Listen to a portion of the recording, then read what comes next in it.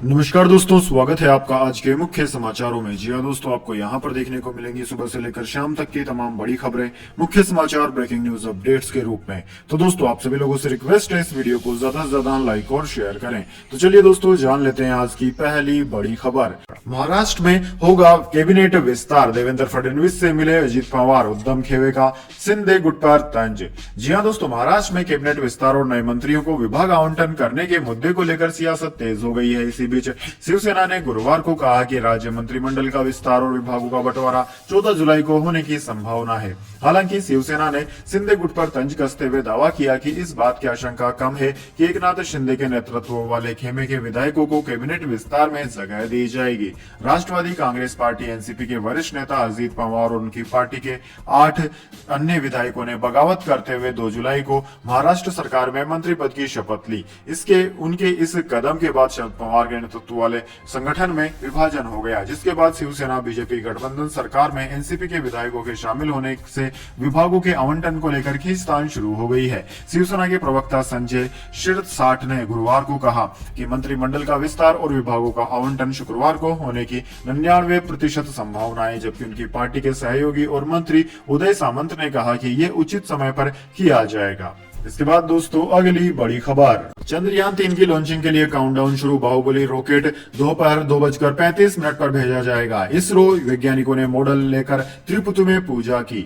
जी हां दोस्तों, आंध्र प्रदेश के श्रीहरिकोटा स्टेशन में चंद्रयान 3 की लॉन्चिंग के लिए 25:30 का काउंटडाउन गुरुवार को दोपहर 1:05 पर शुरू होगा। लॉन्चिंग शुक्रवार दोपहर 2:35 बजे सतीश धवन स्पेस सेंटर से होगी। चंद्रयान 3 को अंतरिक्ष में ले जाने के लिए अपग्रेडेड बाहुबली रॉकेट यानी कि लॉन्च व्हीकल मार्क 3 तैयार है। MV3 का लॉन्चिंग सक्सेस रेट 100% है। दोस्तों, मिशन की सफलता के लिए इसरो के वैज्ञानिक तिरुपति वेंकटचलापति मंदिर पहुंचे। पूजा के लिए वैज्ञानिक चंद्रयान 3 का मिनिएचर मॉडल भी अपने साथ ले गए। चंद्रयान 24-25 अगस्त को चांद पर उतरेगा। अगले 14 दिन रोवर लैंडर के चारों ओर 360 डिग्री में घूमेगा और कई परीक्षण करेगा।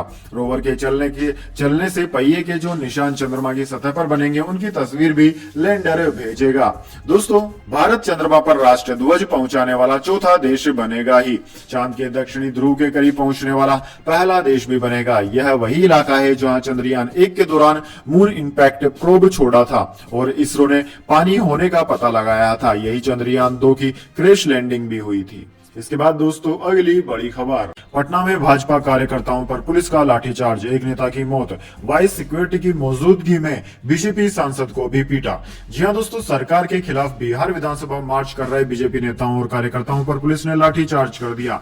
पुलिस पिटाई में कई नेता और कार्यकर्ता घायल हो गए। वहीं एक बीजेपी नेता की मौत भी हो गई। नेता प्रतिपक्ष विजय सिन्हा समेत कई नेता पार्टी कार्यालय पहुंचे। वहां मृतक बीजेपी कार्यकर्ता को श्रद्धांजलि दी गई। पुलिस ने महाराजगंज सांसद जनार्दन सिग्रीवाल को भी लाठी से पीटा और धक्का दिया। इसमें वह घायल हो गए। उनके सिर और चेहरे पर चोट आई है। जनार्दन सिंह सिग्रीवाल IGIMS के प्राइवेट वार्ड 1 में एडमिट है। उनका CT स्कैन हुआ है, ब्रेन नॉर्मल है। सांसद को वाइस सिक्योरिटी मिली हुई है। पिटाई के समय उनके सुरक्षाकर्मी भी मौजूद थे। बीजेपी नेताओं और कार्यकर्ताओं को डाक बंगला चौराहे पर पुलिस ने रोकने की कोशिश की थी। जब वे नहीं माने तो पहले वाटर कैनन से पानी की बौछार की गई, आंसू गैस के गोले छोड़े गए, फिर दौड़ा कर पीटा गया। बीजेपी कार्यकर्ताओं ने पत्थरबाजी की, पुलिस पर मिर्ची स्प्रे से हमला भी किया।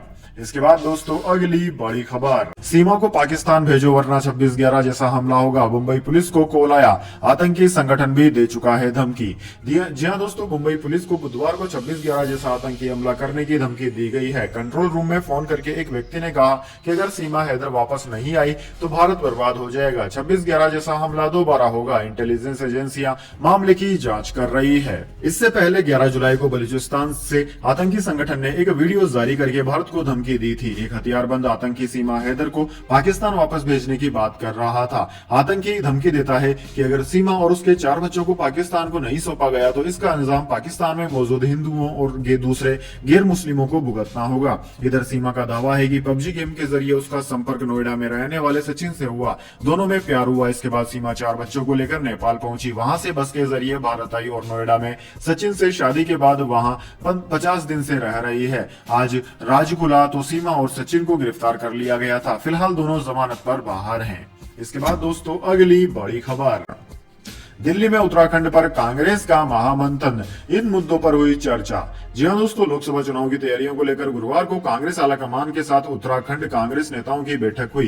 कांग्रेस अध्यक्ष मल्लिकार्जुन खड़गे की अध्यक्षता में हुई बैठक में कांग्रेस के पूर्व अध्यक्ष राहुल गांधी, कांग्रेस के संगठन महासचिव केशव वेणुगोपाल, पूर्व मुख्यमंत्री हरीश रावत समेत पार्टी के कई नेता मौजूद रहे। बैठक में फैसला हुआ कि कांग्रेस पार्टी अग्निवीर योजना को लेकर उत्तराखंड में पदयात्रा निकालेगी। पदयात्रा में राहुल गांधी और प्रियंका गांधी भी शामिल होंगे।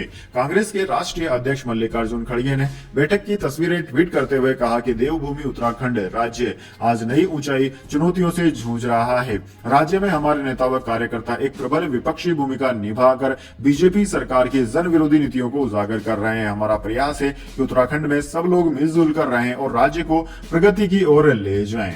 इसके बाद दोस्तों अगली बड़ी खबर, दिल्ली में यमुना खतरे के निशान से 3 मीटर ऊपर, 3 वाटर ट्रीटमेंट प्लांट बंद हुए। पीने के पानी का संकट, एनडीआरएफ की 16 टीमें लगाई गई। जी हां दोस्तों, हरियाणा के हथनीकुंड बैराज से पानी छोड़े जाने के बाद दिल्ली में यमुना नदी का जलस्तर बढ़ने से बाढ़ जैसे हालात हैं। गुरुवार शाम 6 बजे तक यमुना का जलस्तर 208.66 मीटर पर पहुंच गया। यह खतरे के निशान 205 मीटर से 3 मीटर ज्यादा है। यह लेवल स्टेबल बना हुआ है। यमुना वजीराबाद से ओखला तक 22 किलोमीटर में है। केंद्रीय जल आयोग को आशंका है कि गुरुवार दोपहर तक जलस्तर 209 मीटर पहुंचने पर ज्यादातर इलाकों में पानी भर जाएगा। यहाँ एनडीआरएफ की 12 टीमें तैनात की गई है।